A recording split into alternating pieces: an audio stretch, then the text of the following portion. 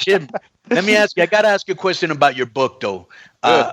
Quick, I was reading this thing here where it says that you discuss the fracture of your relationship with Vince. What do you think happened there between you two, without giving too much, because you want people to buy the book? Because JR could be a giant pain in the ass, fellas, and he had a good-sized ego, and I was fighting to keep my spot, and I knew that the hand that I was dealt with being Southern, being fatter than TV likes, and having Bell's palsy where I can't smile any longer, that I didn't fit the mold of what they were building and what they wanted to grow with. So I always had this edge of this chip on my shoulder, and sometimes I was easy to manage, and sometimes I wasn't. And Vince and I did have philosophical differences. In other words, I wanted to run the wishbone. He wanted to run the spread type deal. We both loved the game of football. Right.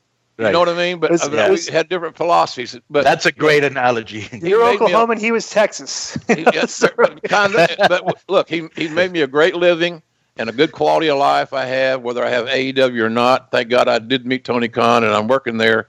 But that was all it was, guys. It's just philosophical stuff. Vince and I still communicate.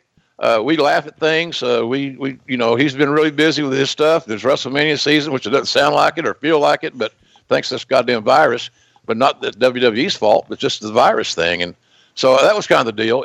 This book talks a lot about Vince and my relationship, my wife's role in my life during that time as the head of talent relations, and the role she played behind the scenes that nobody knows about. The fact that I over-medicated, I self-medicated, and there was a time there where Ambien wasn't enough. I took Ambien for 10 years. It's a temporary thing for insomnia. So then when Ambien wasn't enough, I'd add a Xanax to it. And when that didn't work for me, I'd chase it with Crown Royal.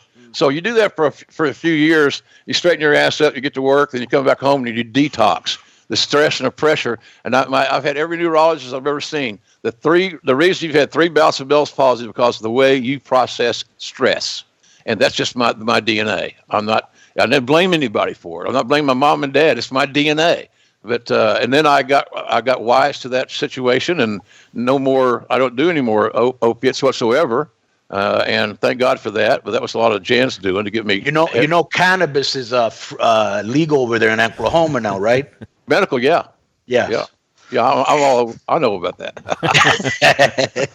So it's good. But the book comes out Tuesday, and it's you can get it at my website, jrsbbq.com. That gets you it has a free shipping offer, which is cool, and a personalized autograph. I've been doing those today. And in the last 2 days, we sold almost 1,000 books on my website. Well, tell me, we still haven't said the name of the book. Under the Black Hat. Under the Black Hat, there we go. Yeah, you should read it. Reading's good for you. Mm-hmm. Joe had it. I already saw it. Joe had it on the thing here. I know what the name was. I just want to make sure we got out there. So people aren't Googling JR's book. You know? And you get it at Amazon as well. So but I think it's the most compelling read that I've written. It talks about the Attitude Era, the original XFL, all these changes going from Raw to SmackDown, and then disappearing, then getting hired back, and then disappearing, and then all these things. And just you don't realize the toll it takes on you emotionally, depending on how you're wired. If I didn't give a shit, fellas, if I didn't care about my work, if I didn't care about this business that we are all in, then it would matter nothing. It wouldn't mean nothing. It's fiction. But it did mean something. I didn't play a character. I was me. For better or for worse, I was me. And so when things like that happen, it affected me more than I should have allowed it to. And I write all about that, and I think it's a hell of a compelling read in that regard. And Paul O'Brien and I, my tag partners in Ireland, that's a hot tag waiting to happen, right? So, but we got it done, man. It's number 1 on Amazon's pre-sale. It's the number 2 book is the number 2 new publication is the audio book. So I'm blessed with that deal. So it's a tribute to my late wife. It's a tribute to the business. It talks about my run at WWE and all the way up to me leaving WWE, my contract expiring, and one day, the next day, AEW was here and I signed, and here we go.